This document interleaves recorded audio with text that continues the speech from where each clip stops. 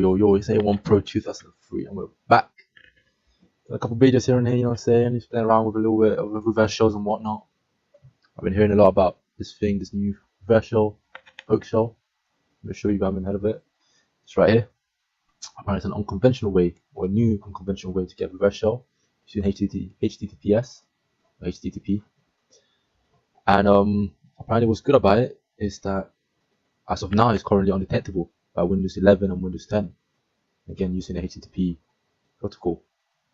I haven't played around with it yet, but I've seen a couple of videos here and there, hearing a lot of stuff, which sounds good. So doing this, of listening, of hearing about it, I was thinking of, I was getting back into reverse shells, playing around, and I was like, you know what, let me try and get my own conversion with it, let me try and play around with it. And then just about 30 minutes ago, I just came out with this little trick, this little nice quirky trick to get quote unquote a reverse shell while it's remote code. So you're able to execute commands, and it's not exactly reverse shell, but you are able to execute commands and get the output and receive the output, and it's completely undetectable as of now. Well, very undetectable.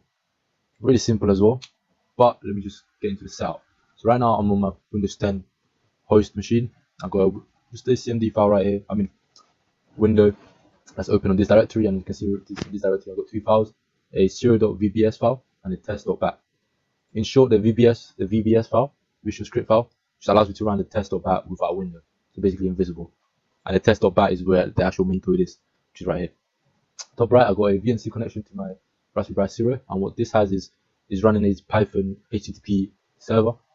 Usually you can only retrieve data from the server, but I got this little file, server.py file. Whoop. So what the? There you go. Which basically is listening to post requests and allows me to actually save data to a .txt file, which you can see right here is output.txt. So again, I can retrieve data but also upload data, which is beautiful. And I also got this little window here, which is just going to allow us to see what is going on in the directory. So right now, I've got three files, which is the server.py. I've got an output.txt file, which I'm going to remove, and I'm also got a command.txt file, which I'm also going to remove. So right now I only have the server.py file.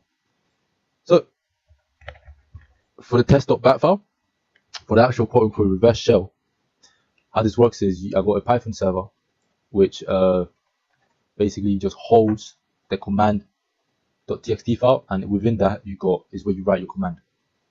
And that command is stored as a .txt file in the server.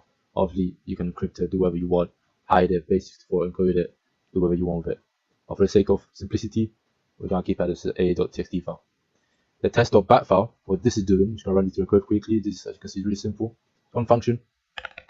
And what it does is right here, as you can see, it retrieves the command.txt file using curl and just saves it to the file content variable. Then what it does, it reads the first 7 bytes and matches it to ensure if it equals the string command, it's going to execute as a custom command, quote unquote. And then what it does is skips the first 8 characters, reads the rest as a command, as a normal CMD command, and executes it. Right now we're just going to execute it in the window so you can actually see the output. But also what it mainly does is executes the command, it saves it to an output.txt file that it creates. And then on the last thing, we've got a PowerShell command which allows us to post the file up to the server and save it as a output.txt file in the server, and allows you just delete the output.txt file so there's no traces. Then it waits for 10 seconds, clears the screen, and it goes back, repeats itself every 10 seconds basically. Again, for simplicity's sake. So that's done. And yeah, so once the output.txt file is uploaded, obviously we're able to see the output back in our server, which again I'll show you later on. But wait, what else? Clear. So we started the server, and what I'm gonna do, I am just gonna clear. Well, you're gonna put a clear command. So to actually write a command, what we need to do, we need to echo, then followed by command equals, and there's where you write whatever command you want to put. Right now I'm just gonna keep it clear, so space, and I'm gonna output this to command.txt. So now the command, which is nothing, has already been inputted into the command.txt file. Now when we start the test.bat, as you can see right now, what this is showing is that it's downloading the file. Command is the first 8 characters, which again shows that it's an actual custom command. And you can see here that the command is just clear, there's nothing here, which is why it's giving us a syntax error and the file just stops. But let's say we want to put ipconfig, for example. So echo command equals now ipconfig.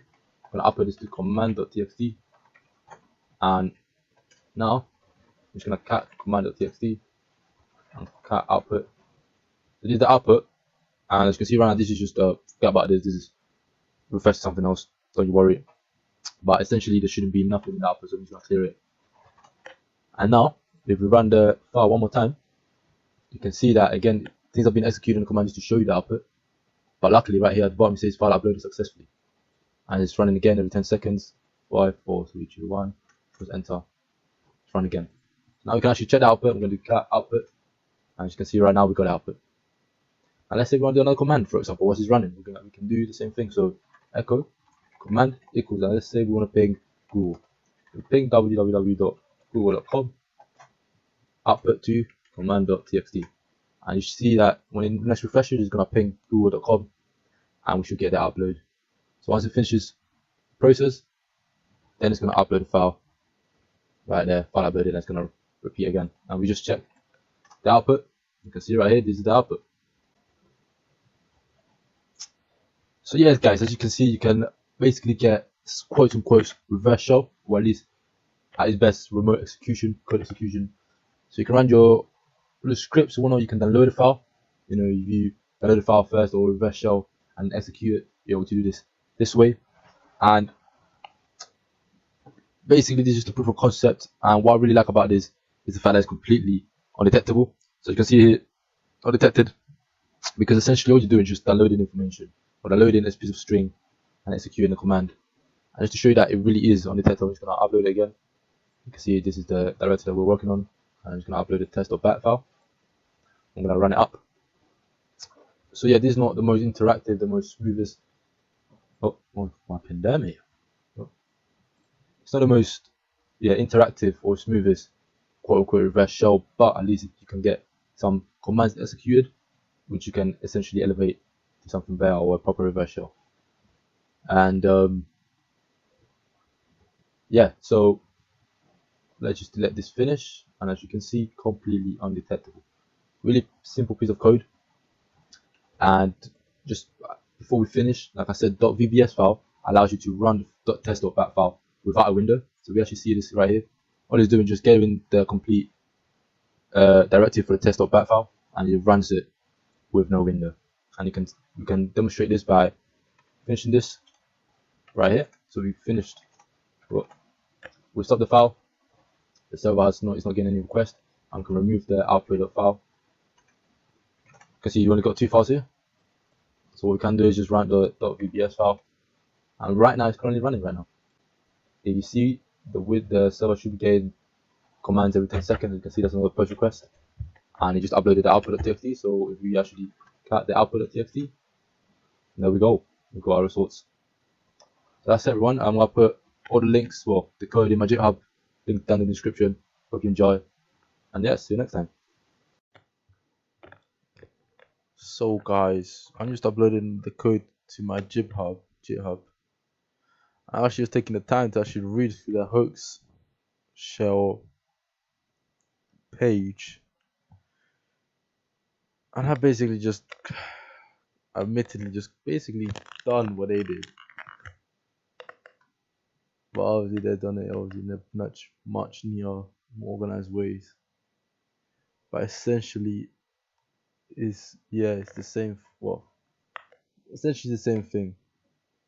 You're hosting a server where the quote unquote, well, where the victim gets the command and then sends the output by a post request back to the attacker, which you can see right here on the picture. Nice. Well, I'm still gonna upload this video for my sake, but nevertheless, I'm not gonna take credit. Obviously, HOAXSHELL has been out for clearly a year more, so you know, credits to them guys.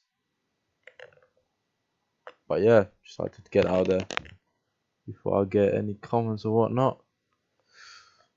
Nevertheless, what I'm gonna say is that again, my method could still work for like a range, not a range, but like a fleet of victims, if that makes sense. You can get the same command from, actually that'll be a bit messy because everyone would be trying to write to the same file. But well, it's a proof of concept, and I'm happy that somehow got to it. But nevertheless, clearly someone already done it before me, so credit where credit is due, and I hope you enjoyed.